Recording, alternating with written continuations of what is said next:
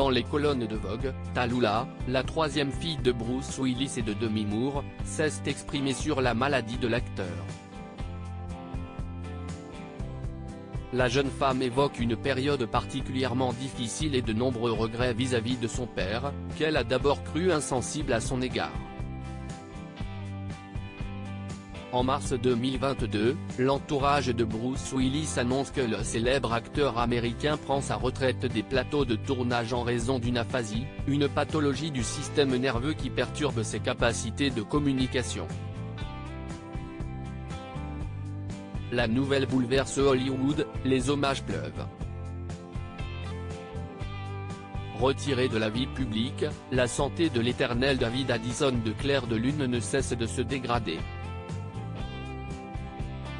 Presque un an après, en février 2023, son épouse, la mannequin Emma, ainsi que la mère de ses 3 premiers enfants, Demi Moore, s'expriment sur son état préoccupant. Sur les réseaux sociaux, de nombreuses personnalités à l'image de Naomi Campbell, Demi Lovato ou encore Aaron Paul affichent leur soutien. Ses 3 premières filles dévoilent quant à elles des clichés bouleversants à ses côtés. Auprès de l'édition américaine de Vogue, le 31 mai 2023, la petite dernière, Tallulah, se confie sur la maladie de son père.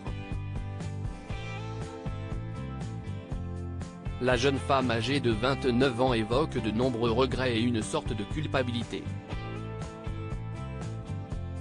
Longtemps en déni, elle indique avoir ignoré les premiers symptômes, qu'elle a parfois pris personnellement comme une forme de désamour. Je savais pourtant depuis longtemps que quelque chose n'allait pas. Cela a commencé par une sorte de vague insensibilité, que ma famille a attribuée à ses problèmes auditifs, indique-t-elle d'abord. Mon cerveau d'adolescente s'est torturé dans les colonnes du magazine. Tallulah relate une période difficile, faite de doutes à l'égard de l'intérêt que lui porte son paternel, comme le rapporte Marie-Claire. Plus tard, cette insensibilité s'est élargie et je l'ai parfois pris personnellement. Il avait eu 2 bébés avec ma belle-mère, Emma Willis, et je pensais qu'il avait perdu tout intérêt pour moi.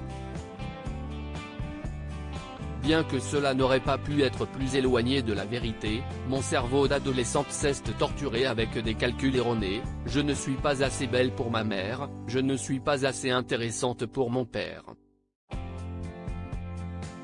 Particulièrement proche de son paternel ces dernières années, la Californienne essaie aujourd'hui de profiter de chaque instant passé avec lui et les documente afin de ne pas oublier.